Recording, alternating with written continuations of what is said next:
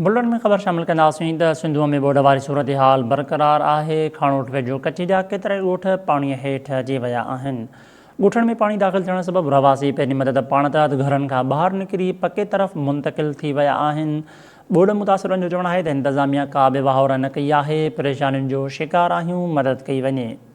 ख़बर शामिल करे रहिया आहियूं त सिंधूअ में ॿोॾ वारी सूरत हाल बरक़रार आहे। खाणोट वेझो कच्छ जा केतिरा ई ॻोठ पाणीअ हेठि अची विया आहिनि।